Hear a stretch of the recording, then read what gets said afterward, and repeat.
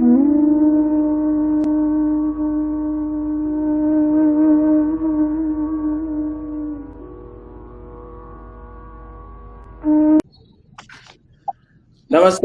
Welcome to మన TV insight with ప్రవీణ్పురంలో ఈరోజు ప్రత్యేక చర్చా కార్యక్రమం. పివి నరసింహారావు గారి భారత్ రత్న ఫర్ పివి అంటూ ఒక నినాదంతో ఎన్ఆర్ఐలు కూడా మనతో పాటు చర్చా కార్యక్రమంలో పాల్గొనడానికి మనతో పాటు ఉన్నారు. So welcome to all viewers again. So ఈరోజు ఎన్ఆర్ఐలు అందరూ కలిసి పివి నరసింహారావు గారికి భారత్ రత్న ఒక అపీల్ నినాదంతో ఈ రోజు నుంచి కార్యక్రమాలు మొదలు పెట్టారు. మరి మనతో పాటు స్వర్ణ ప్రసాద్ సెయింట్ లూయిస్ లో నుంచి ఉన్నారు, హరి గారు డెట్రాయిట్ నుంచి, అశోక్ డెట్రాయిట్ నుంచి, శ్రీనివాస్ గారు సెయింట్ లూయిస్, మరియు శ్రీధర్ తాలూరి గారు కూడా మనతో పాటు ఉన్నారు. నమస్కారం అండి, thank you for your time this evening. So ఈ రోజు మనం ప్రత్యేకంగా చర్చించుకోవాల్సింది పివి నరసింహారావు గారి శత జయంతి ఉత్సవాలు కూడా మీరు చూసే ఉంటారు. మన తెలంగాణలో ముఖ్యంగా మన గౌరవ ముఖ్యమంత్రి గారు కూడా శత జయంతి దినోత్సవాలు ఒక సంవత్సరం పాటు కూడా చేయాలని నిశ్చయించారు. అలాగే 50 దేశాలలో కూడా ఇవాళ మనం పివి నరసింహారావు గురించి మాట్లాడుకుంటున్నాము. అలాగే వారికి భారత్ రత్న కూడా ఇవ్వాలని కూడా ఒక అపీల్ తో మన ముందుకి వస్తున్నారు. అలాగే ఈరోజు మన అమెరికా నుంచి కూడా ఈ యొక్క Bharat Ratna kick of event మీరు ప్రత్యక్షంగా చూస్తున్నారు. పివి గారి గురించి చెప్పుకోవాలంటే ఆయన బహుముఖ ప్రజ్ఞాశాలి, స్వతంత్ర సమరయోధుడిగా, రాజకీయ నాయకుడిగా, మరి జర్నలిస్ట్ గా, బహుభాషా కోవిదుడుగా, రచయితగా మరి ఎన్నో సేవలు అందించారు. అటువంటి వారి కొరకు మనము భారత రత్న కొరకు పురస్కరించుకోవడము ఒక గొప్ప కార్యక్రమం. హరి గారు, పివి గారి గురించి మీ యొక్క అనుభూతులు, వారి యొక్క క్వాలిటీస్ ఏం చెప్పాలని? థ్యాంక్ యూ అండి, thank you for the opportunity.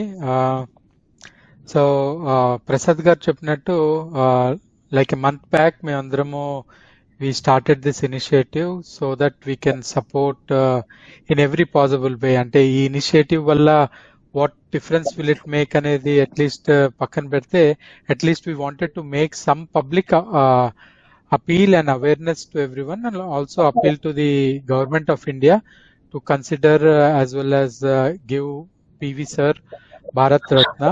The unfortunate thing is today we should be talking about, if at all we are giving a Bharat Ratna to PV sir, in which category to give, because most of them, when they give a Bharat Ratna, they give it in one of the categories. But when you look at the achievements that PV sir has given to India, it's so diverse that in fact it shouldn't be whether we should give him a Bharat Ratna or not, or when we should give. But the discussion should be that there's so many categories, and unfortunately we have to pick one category, and which category to pick. So I just wanted to start off with an intro. I'll come back, but definitely PV sir has contributed so much to our today's modern economy of India, right from our trade to foreign policy to our economy, everything, right from even though we had so many disputes with China, he was the one who initiated the well, there were some initiatives, but at least to a level wherein we start seeing the trade with China, putting our differences aside. We might have a lot of border clashes, but at the same time we still have the trade, a lot of foreign policies of trying to support Israel and other things openly. So I'll definitely talk about those things. But yeah, so definitely what India is shaped today is because of the foundation stones set by people. 1947, whoever set up the foundation, it definitely took us till 1992, and then whatever PV sir did, that's basically carry forwarding things. So definitely we should very and do everything that we can do to support this cause. So ఒక Bharat Ratna award ఇవ్వాలి అని అంటే మరి PV గారికి అర్హత ఉందా? మన మిత్రులు కూడా చాలా మంది మాట్లాడారు. వారికి ఆర్ట్ లో ఇవ్వాలా, లిటరేచర్ ఇవ్వాలా, సైన్స్ లో ఇవ్వాలా, పబ్లిక్ సర్వీసెస్ లో ఇవ్వాలా, పొలిటికల్ లో ఇవ్వాలా. సో 2011 లో కూడా మనం చూసినట్టయితే భారత రత్నాలో కూడా కొద్దిగా రిలీఫ్ చేశారండి. Any field of human Endeavour అనేది ఒకటి ఇంప్లిమెంట్ చేసి ఏ వ్యక్తి అయినా if is a highest civilian values తనకు ఉంటే మాత్రం we can always consider. So మన మిత్రులందరికి చెప్పిన దానికి కూడా ఇఫ్ యు సీ ప్రతి దాంట్లో కూడా అతనికి నైపుణ్యం ఉంది కాబట్టి కన్సిడర్ చేసుకోవడంలో there is a strong will అండి. So whoever are sharing please కొన్ని అట్లీస్ట్ రిమెంబర్, ఈ రోజు మనం ఒక రూపీని డాలర్ కింద కన్వర్ట్ చేసుకుంటున్నాము అంటే ఆ ఫారెన్ ఎక్స్చేంజ్ ఎస్టాబ్లిష్ చేసింది పివి గారు. ఆర్ ఈ రోజు ఒక నేషనల్ స్టాక్ ఎక్స్చేంజ్ ఇండియాకు ఉందన్నా, ఒక